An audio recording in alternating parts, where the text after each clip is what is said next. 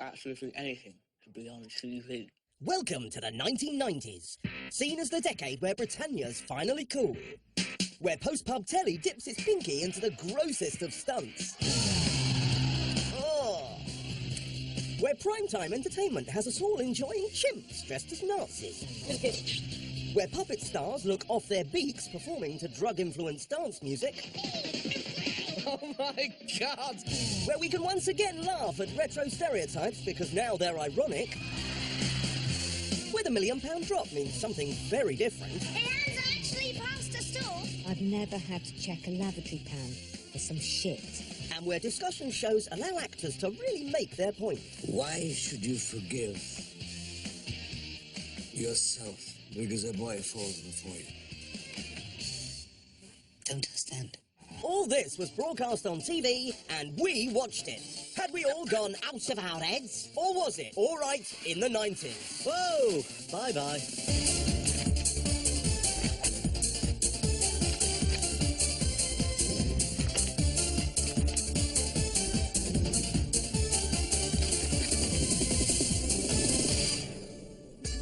As the 90s unfolded, the whole world started buying into brand Britain. We were blazing new trails in art, fashion, music, film, football, even politics. Yes, tonight we're looking at Cool Britannia. And by that we mean cutting-edge rap. People die, family too, so stop smoking or next it's you. Flaunting your old chap. And Mrs. Norton in a flap. I'm ringing to complain about the totally excessive and over-the-top coverage of the release of Nelson Mandela. Just how cool was the Britannia we really lived in? And how cool was the TV we were watching? Well, we're showing vintage programmes to the people who made them, some who were watching. This is changing the way I think of the 90s. Absolutely. And some who were just too young to remember. Gosh. Bloody hell. Should we look back with a sense of outrage? This was on the telly. What the hell? Or a sense of humour? Billy licked his way through this old man's flaky scalp. I'll take the earpiece out. I'm taking Guys! Dandruff is off the menu this series. Can I use this? Okay, show it again. Telly, in bold, self-assured, cool Britannia, was, in 3 words, outrageous. And in the beginning was... Word. For 5 years, the word thrived on outrage, most famously with the hopefuls, everyday people who would endure any degradation just to get on telly. And every Friday night at 11, nearly 2 million of us rushed home from the pub to watch them. Meet Carol from Halifax. Her brush with stardom involves a bath full of fresh horse manure and cow's urine. Whoa, man. Oh no. Just keep the snorkel vertical.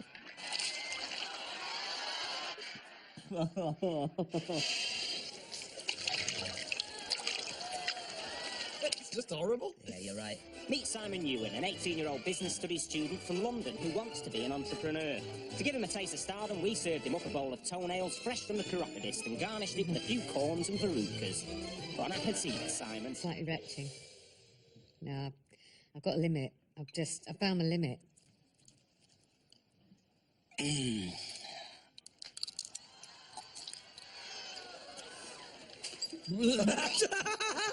That's what I wanted.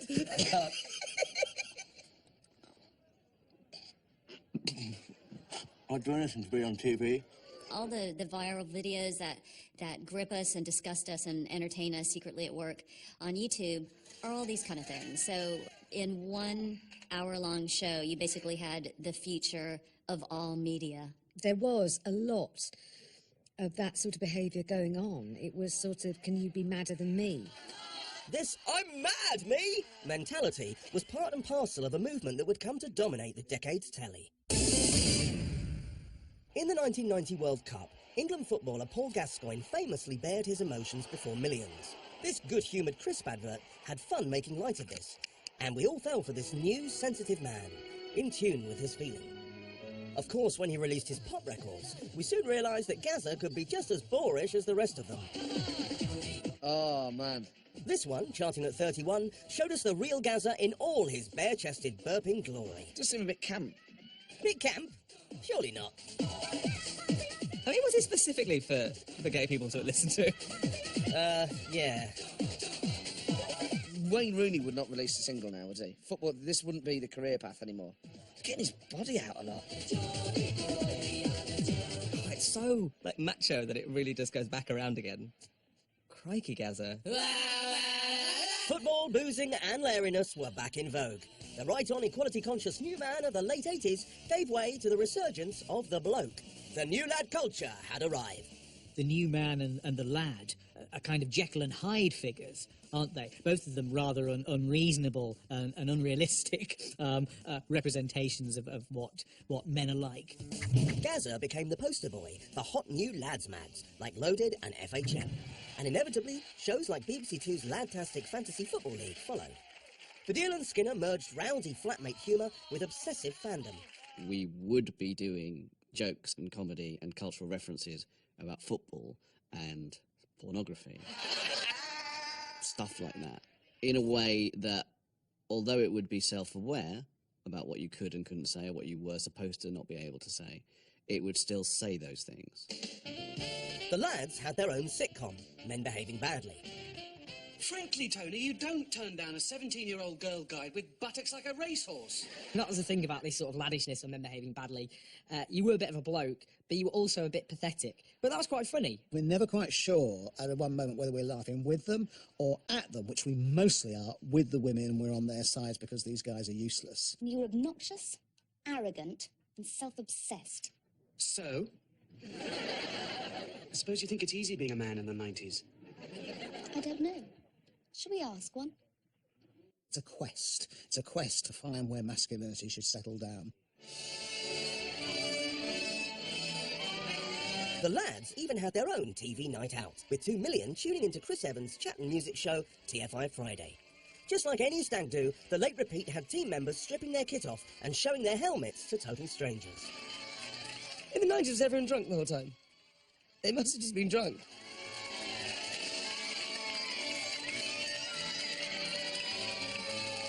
There is absolutely no way I'd get naked on television.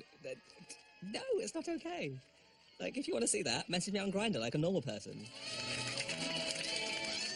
If someone walked onto a chat show or into a similar TV show nowadays, and they were naked, it would be shocking. People go, oh my God, what's going on? However, people are meant to be more, I don't know, speechless? The show also had interviews straight from the pages of the lads' mags, like Page 3-star Kathy Lloyd. I mean, come on, this is stirring stuff, isn't it, TFI? So when is the Trail for Men going to start again? I don't know, I just want to meet someone nice, suitable. I mean, I'm just going, like, if I fall upon one, then cool.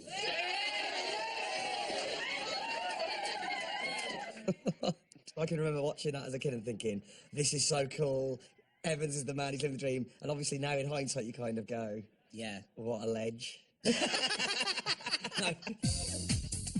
With lad culture dominating the media, women fought back with girl power. Anything the lads could do, the ladettes could do louder and lairier. Is that Ulrika Johnson downing a pint?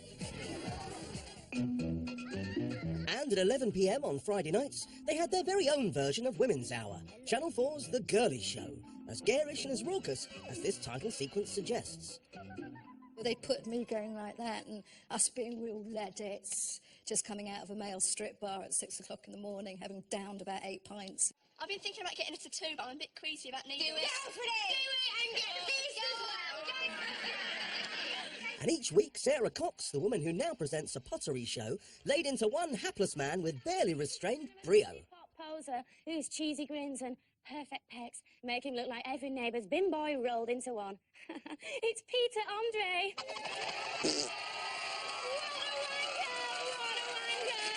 Nobody does it as well as her, do they, really? You think of all the people who might be brought to book for their misogyny.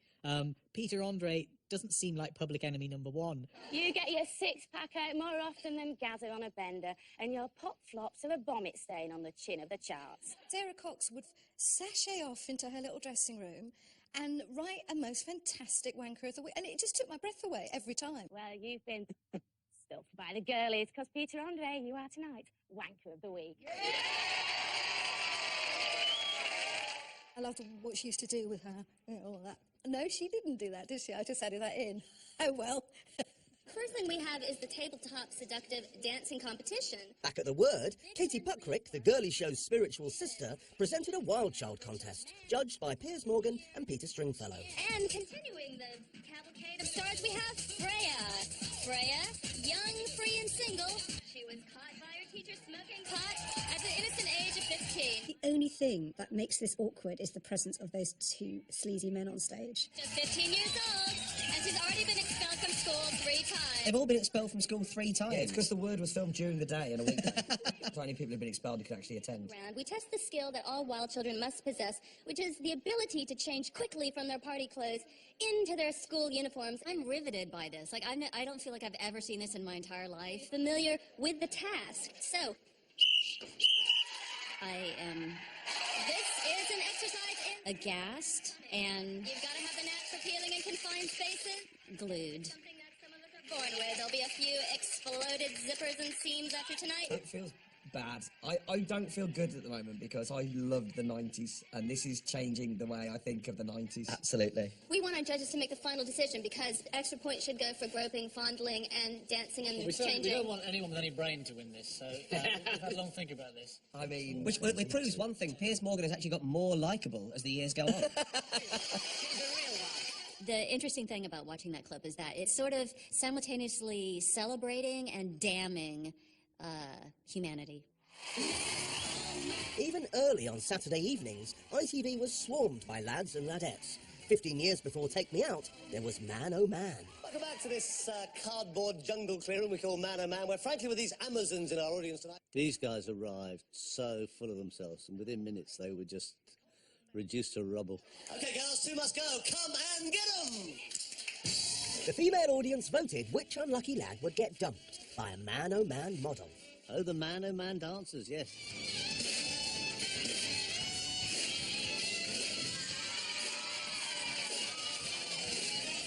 The audience was 400 women, all completely pissed before they arrived. In the pool, in the pool.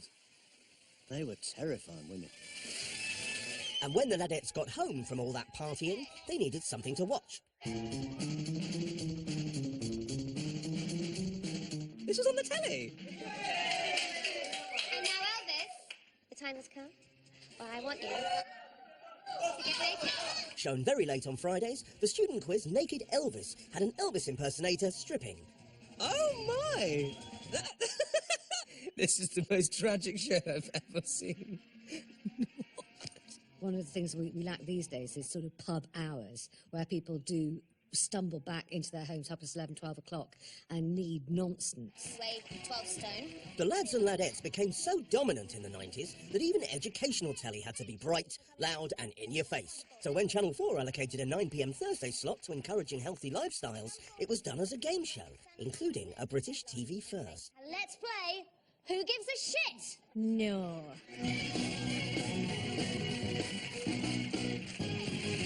As you can see here, we have 3 toilet cubicles. And what we would like you to do is a poo. These men are being asked to defecate live. And we have, for you to do a poo, £1,000! £1,000! Now we're going to flush the money, £100 by £100, until one of you passes a motion. I don't believe this really happened, at least I don't want to. Press the button. The siren will go off above your cubicle, and we will know that someone has passed a motion. The winner gets all of the money that's left. This game is not about being number 1, it's all about number 2s. On your marks, get set, go! She's describing it with the exact same relish that she now applies to the £1 million drop. So if this programme's come as a bit of a shock to you... That alarm means that someone has done it. Is that for real? It is for real! Okay. That was our Pooper Hooter. Let's go and check out the scores on the cubicle doors. It's the middle one. I do believe that is Francis. Francis, would you like to come out, please? Well done, Francis. I've got to go and check that he has actually passed. Thank you. I'm glad you can sympathise with me, because this is something I've been dreading. I've done some terrible things in my career, some really awful things, but I've never had to check a lavatory pan for some shit. Yes, I can confirm he has this. It has actually passed a stool. Francis, do you know what that means? No. That means you get this lovely gold-painted loo brush holder, the Top Dead Show loo brush holder, and £800! I thought you said 1,000. Maybe his poo wasn't big enough. If someone on Embarrassing Body saw this, they'd be absolutely good. They'd just hand the poo in for free. I mean, you could have did it on here with Davina and won a gold toilet brush and 800 quid. Still to come. I suppose it is true to say that whenever I look at any member of the female sex, I find myself wondering what it would be as an experience to see them undressed. Humphrey was creeping me out big time.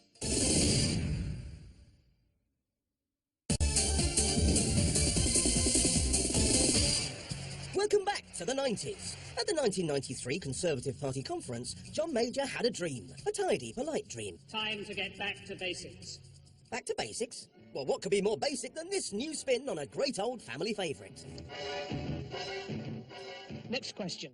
What was the Dion Bouton famed for inventing? He looks like a pervy old guy, straight away. Independent rear suspension. No, incorrect. It was semi-independent rear suspension. This is awesome.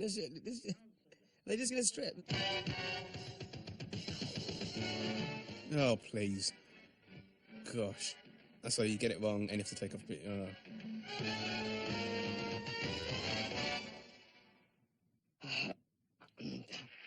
It's just Mastermind for Perverts. The end of another stripped master brain, and I can tell you that our winner with 11 points is Sheila Shelley. Sheila will now go on to our end of series draw, in which you could win her very own live TV T-shirt. Got a lot of time for this.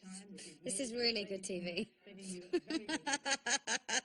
Strip Master Brain was one salacious tidbit on Britain's first 24-hour cable channel made with the lads in mind, live TV. The channel was the subject of a frenzied BBC documentary, following station bosses Janet Street Porter and Kelvin Mackenzie. This revealing insight into backstage troubles was filmed in the 6 months before Street Porter left. Alone at the helm, Mackenzie's tabloid newspaper background clearly influenced the increasingly sensational programming. Topless darts being the textbook example. Topless darts at the ballet. Sasha in pink and Nancy in white. Nancy elected to throw first. She's come on. Oh, goodness me, they are actually topless in their tutus. Trained in the classical method, and the crowd really responding to that. Well, look at that beautiful jeté. Well, I was just slightly perturbed by the dancing with the tutus. Yeah. Nothing to do with the baps being out, or they're playing darts. I was just looking at the turnout and the appalling feet. Look at that, the crowd standing on their feet. Who can blame them? Before that, it was just Jim Bowen, so it was like wicker furniture and darts. Let's see now if Sasha in pink can make up for this. Don't forget. It was the movement. They took a little run up and played with the dart. You get that sort of bounce. That's what we enjoyed. It felt like a very sexualised... I mean, I loved it. It felt like a very Larry era for telly. It was brilliant. We didn't have the internet, so there was no way of watching anything like porn or anything like that. But on 90s TV, we didn't just want to see people being sexy, we wanted to learn how to do sex properly. ITV's The Good Sex Guide pulled an astounding 13 million viewers on Mondays at 10:35 p.m. Now, if you look at my hand here, I've just put a little black blob to represent the clitoris, and my fingers represent the opening of the vagina. And here's the man's penis. Now, when the man's penis goes in, it's not rubbing against the clitoris. But sex on 90s telly wasn't all like a saucy seaside postcard. Other shows delved into darker sexual realms. ITV's Sex Now used actors to give voice to the nation's genuine sexual thoughts. Humphrey, a college lecturer in his late 50s, was one of many male diarists who expressed guilt and confusion about their sexuality. In Humphrey's case, this comes from the secret sexual fantasies he has and what he believes they reveal about his true attitudes to women. See if you can guess what his fantasy's going to be. Oh, he likes artists. There we go. He likes artists, there we go. I suppose it is true to say that whenever I look at any member of the female sex, I find myself wondering what it would be as an experience to see them undressed. Humphrey was creeping me out big time. Why would you make that on TV? To be able to play with their bodies, to fuck. Oh, no need for coarse language. Just to go, that's what I'm thinking. Everybody needs to know. Like, he's going to be banned from Waterstones now forever. I can only describe myself as a mental rapist. Oh no, not the mental rapist. What's this footage? As a youngster, I used to wish I had a magic gas I could release in public places and make everybody lose consciousness. That's a crazy superpower to want, isn't it? Then I could move among the crowd and rape the chosen females. What the hell? Later, rearranging their apparel so that they would never realise it had happened. This is like embarrassing minds. What a really anti-human, anti-feminine, disgusting thing to admit to. And yet I'm sure that I differ from others only in that, in the anonymity of this notebook, I'm prepared to make such a confession. I just don't get it. No man would say that now, unless you wanted to go to prison. The 90s' frank and open attitude to sex and the swing towards political correctness meant that sex was now more inclusive. The gay community suddenly found itself on tea-time telly in the form of Anna Friel. Being gay was controversial, and if you ever had two women kissing in a soap opera like in Brookside, that would cause a massive, massive backlash. And it did. Despite attracting 6 million fascinated viewers, the scene was dropped from the weekend repeat. We're talking millions of people at the time were still very, very uncomfortable about it and didn't want it on television, and certainly didn't want it before the watershed. But were the 90s witness to a shift in attitude to gay and lesbian relationships? Well, in 1997, the BBC's Panorama examined the matter in light of an upcoming parliamentary vote that would equalise the age of consent. It was a very gay scene at London's Albert Hall last night. Gays and lesbians think they're on their way. Gays. Lesbians. Tonight we examine what gay men and lesbians really, really want. Do the politicians who so recently advocated tolerance back the gay rights agenda? Does the public really want equality for gays and lesbians or not? Vivian White does not consider himself to be quite of the same world as the gays and lesbians. He might as well be talking about, what might as well be talking about? Hottentots and Syrians. I've got 3 sons, and I could forgive them anything, murder or anything. I'd be on their side. But if anyone of them turned like this, I'd disown him. Wow. What harm could he actually do in this place? Well, listen, I'd be ashamed. I'd be ashamed that I'd brought 3 girls up and then him. Right? I'd just be ashamed that it would have puffed it. In fact, I think 3 parts of them want burning, and I do mean that, they want burning. And I do mean that. Oh, that's very shocking. Someone saying that they should be burned. I mean, just shocking. How attitudes have changed, I think. How many of these men playing here, and which ones do you think might be openly gay? What is the purpose of this? The answer, everyone in the green team is gay. Everyone is gay. Everyone. My children would not recognise that way of talking. It shows in quite a small period of time how dramatically things have changed. And yet what Vivian White is doing is trying to be sympathetic to the Syrians and the Hottentots. The age of consent would not be made equal until 2001, but the winds of change were blowing. In 1999, Channel 4 won critical acclaim and ratings of over 2 million for the drama series Queer as Folk. It's best remembered for this explicit and daring sex scene. Remming. Yeah? Excellent. But Queer as Folk was more inclusive than any drama had been before. For me, Queer as Folk was a revelation at the time. I mean, if you were a closeted teenager who couldn't talk about being gay with your mates, your family, where you were brought up in a society which still basically told you you don't really want to be gay, to suddenly see on TV a programme about gay people being gay, getting on with their lives, was incredible. Still to come, people saying things you just don't hear on TV today. What do you say? Well, Kate, The drug culture of today, and drugs. He's terrible. He would have cut the palm mile. How much of this would you Did say? he really do that? Yeah.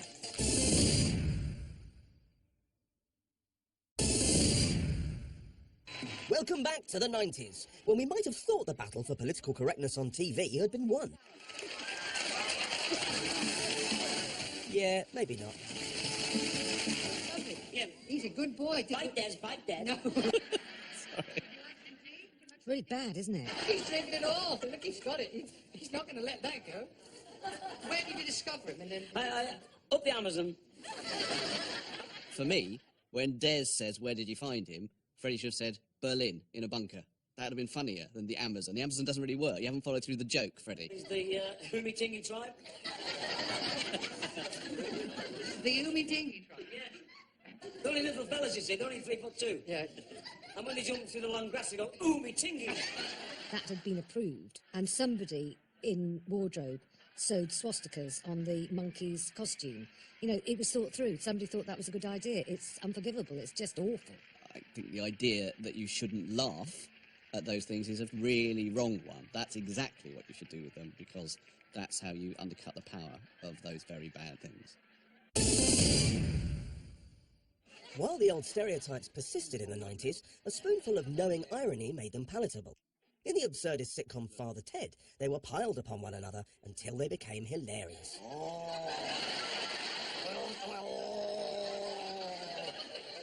am Chinese, if you please. Come on, Dougal, lighten up.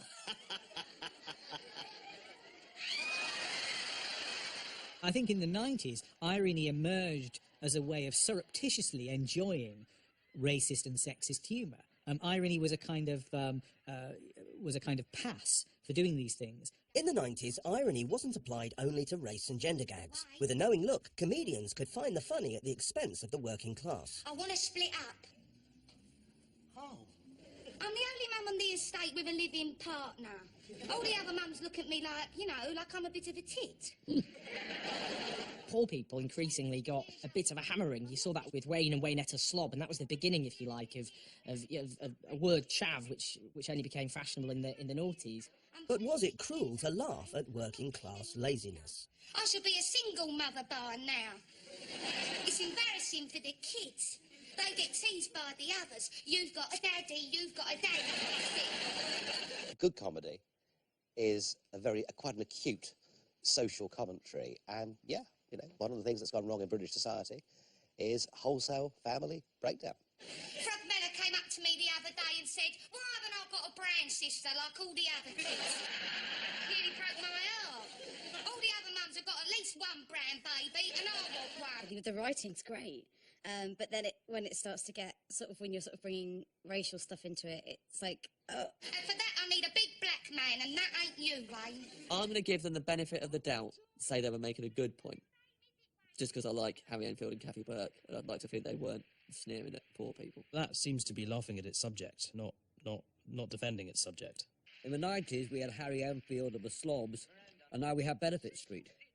So we now have a reality rather than a comedy. The 90s was a spiky time for comedy, and everywhere you turned, there was a spoof interviewer, armed and ready to shoot down the egos of the famous. West Side. Characters like Paul Kaye's Dennis Pennis. Under any circumstances, if it wasn't gratuitous and it was tastefully done, would you consider keeping your clothes on in a movie? Who cheekily exploited celebrities' thirst for attention. Yeah, I like that. Sacha Baron Cohen's Ali G became so famous that his celebrity prey were eventually in on the joke. But it all began by testing the endurance of public figures keen to seem in with the kids. Do you not think, Sir Rod, if you get caned in school, you can't concentrate as well? Because a lot of people out there say that if you're getting caned. Well, I was caned in a time, and I've concentrated all my life. You were caned. Respect, man. From that, it's the... Respect.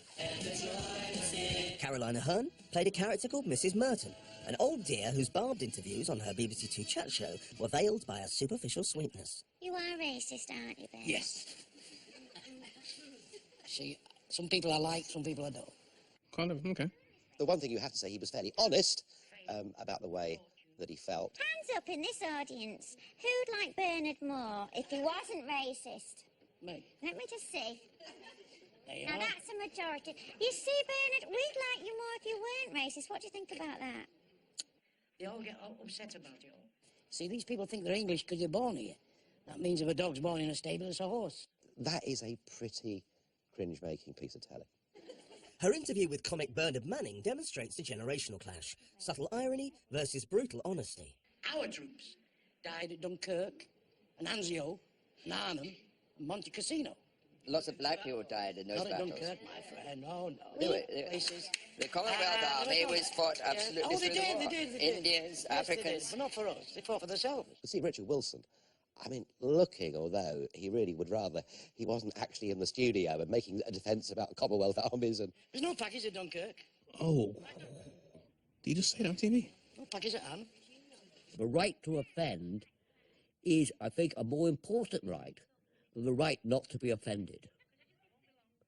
Because once you have a right not to be offended, you then stop free speech. It wasn't just interviewers who were turning ironic in the 90s. Sometimes the guests were ironic as well, hooked onto programmes to portray larger-than-life versions of themselves. Enter the largest liver of them all, Oliver Reed. When I was in the army, mine was Corporal Reed 233245533. What's that, a bird shit? Oliver Reed recognized that the timing was right for him to come back in as kind of this lad father figure, because there was this celebration of just being testosterone fueled and large in it and being over the top. The lad father could even brighten up the ponderous late-night discussion show After Dark by treating it as a lock-in. Not to allow your emotions to get in the This can't be real. Stoking himself up. You just know that something's going to happen. Could possibly be due Oh, come on, you sound like some old chat show. And I go, well, Katie, what do you say? Well, Kate... The drug conference I today, believe and the it. He's drugs. terrible. He would have cut the palm my... How much of this would you Did say? he really do that? Yeah. Oliver, please don't harass anyone. As a result of Ollie's escapades, After Dark actually went dark for 20 minutes, thanks to a prank caller pretending to be a furious Channel 4 boss Michael Grade. When it returned, this happened. I don't believe in the death penalty, but I can see that there is a strong public argument on that. There is, and there's a passionate public feeling about the death do I penalty. have to, am I expected to? No, of course you're not expected to be doing that. Oliver, please. Please. It's clearly upset Kate. I'm very sorry. Very sorry. Just had a slash coming in. That's what I said. Sorry, but I mean, that's Of course. aggressive, it's obnoxious. I know. Is that something you want to visit upon someone you've invited to your program? I think it is unacceptable. Oliver, you've been a bore. Sorry. You've been a bore, and you know you have. Sorry. Right. The thing is, by 90 standards, all he did was give her a nice kiss on the cheek. He didn't feel her up or anything. ITV's Richard and Judy soon learned that the lad father was as badly behaved in the morning as he was at night. Did it brass you off that people think of you in terms of the pub, as opposed to the film? Yes, well... Yes, well... I can sit here just as long as you can, Oliver. I mean, we can wait all morning. No, we can't. No, let's not make this into a competition, Promise. please, because I know who'll win. Promise, come on. Who'll blink first? Oh, Come on. Oh, not one of them. Yes, this is what I'm talking about. Come on, Reed. You say go, Judy. Right, go. I knew I had it in me. You're a kind I knew I had it in me. He's bossing it. Oh, I love everything about this. Did you smoke? Still no. But the ravages of drink on What do him you were mean still? painful. Ask me a question, don't give me the answer at the Oh, same all right. time. No, thank you. Just as you paint your face orange.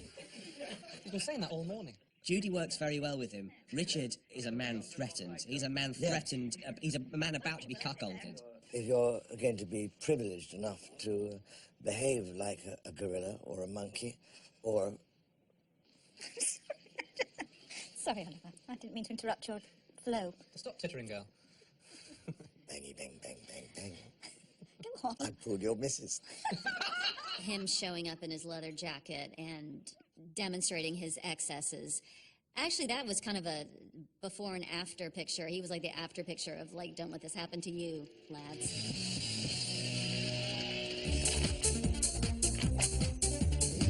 Next, Think of all the fun you could have instead of spending money on a dumb pack of bad.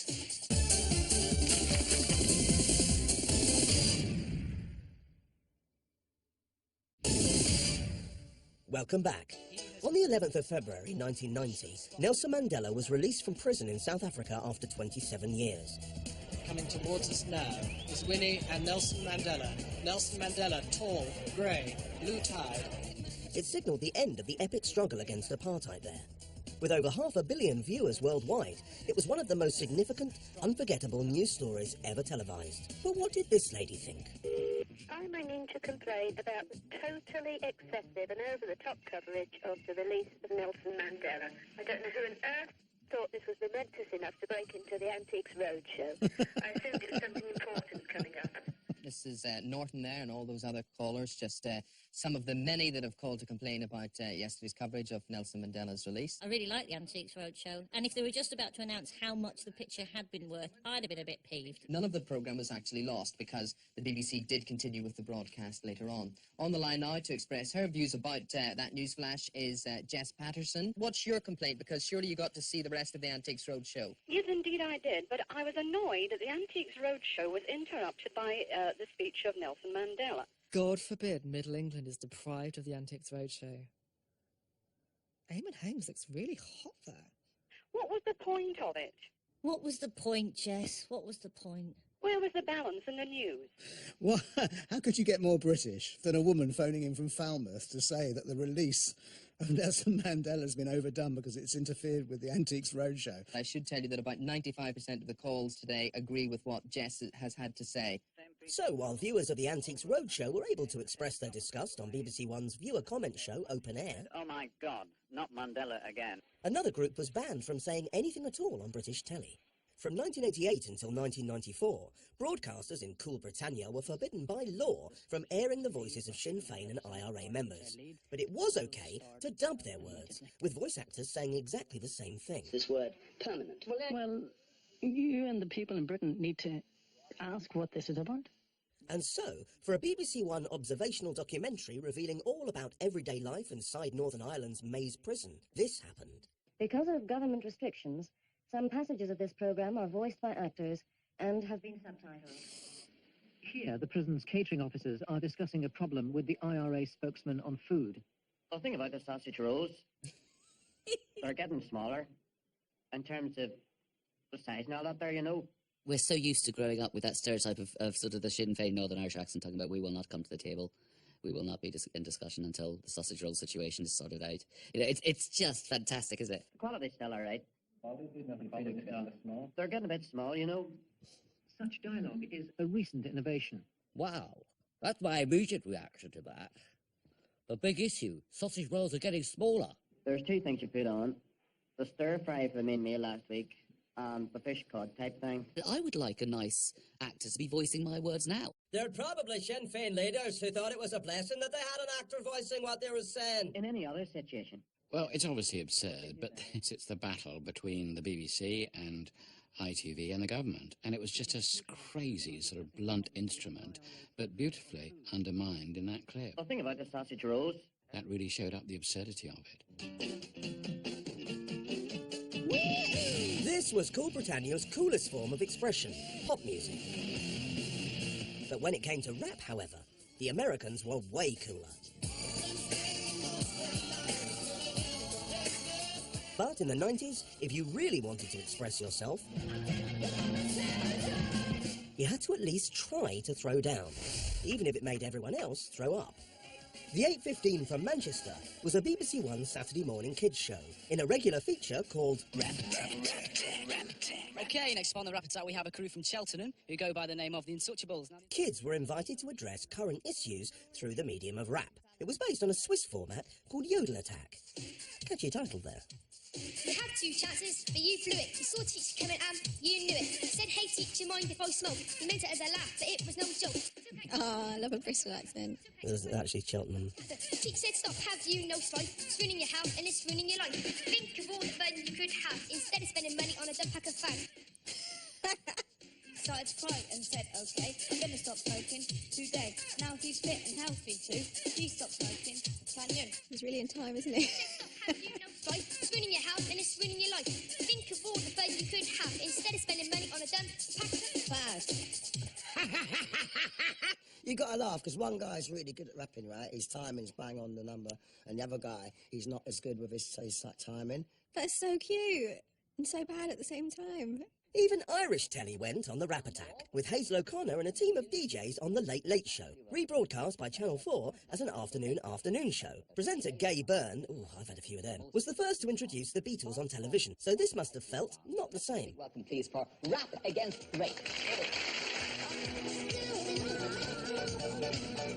Oh, Hazel. It's an emergency gone beyond control. People and it's a man rapping. Still goes on and on. As if rape was a sort of 80s thing. We gotta stamp out the search forever. Like Back to the Future. The anti-rape rappers dressed as off-duty cops. I mean, it's a bit shit, really, is it? I mean, no one wants to hear a song about rape. Rap against rape is something we can do to try and get this message across to me and you. Yes, while the lively backing dancers really gave their all. But I think it's coming from a good place. Hazel's really going for it. Young babies, infants, toddlers, yes, even a simple child can all end up abused, can all end up defiled. There are just fundamental rapping issues here. It offers no defense to women in their 80s that just don't make no sense. I feel like it's quite a good song. I mean, but obviously it's wrong in all senses, but it makes sense. I mean, what he's saying is true.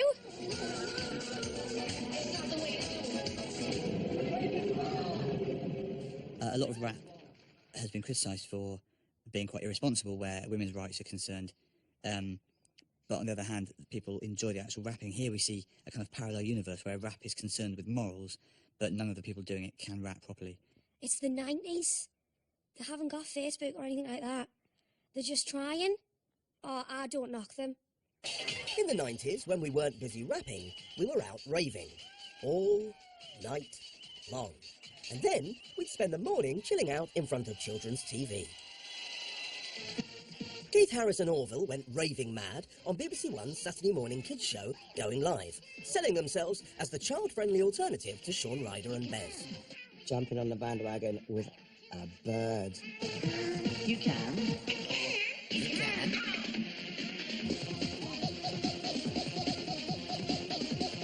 This is the 90s we know and love. This is like a fever dream I've had. Wait, is he saying E?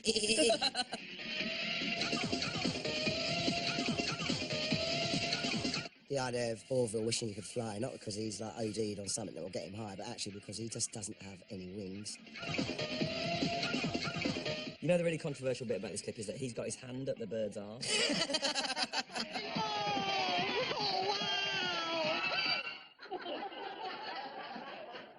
So, should we look back at TV in the 90s with a sense of humour or a sense of outrage? I think we should look at it with a sense of outrage, because if you go, the further you go back, the sort of more okay it feels. You're like, oh, well, it was different. And actually, you look back at the 90s, and you don't think it was that different. I think the 90s was a kind of in-between time. Keith! We'd sort of grown up, and we'd stopped doing a lot of, you know, Benny Hill material. We'd stopped doing jokes mainly about mother-in-laws and stuff like that. But we hadn't really worked out where we were going. Now for that chat about number twos. And that weird playground egging each other to do something sillier and sillier and more dirty and horrific and upsetting in the name of entertainment. I don't think we do that anymore. But we're not finished there. Next time, we travel back to explore the dark side of the 1980s. Hello, I'm on board. Courtesy of a guided tour on the Hazard Bus. You're lying on your back and you're sick. All that sickness runs down into your lungs and you drown. Afternoon telly, just extraordinary. That's next Saturday night. It Was Alright in the 80s at 9. 30 blokes who think they're hard have a go this Monday night. Brand new and brutal SAS. Who Dares Win starts at 9 on 4. No holding back on new season Strictly next tonight. It's Gogglebox.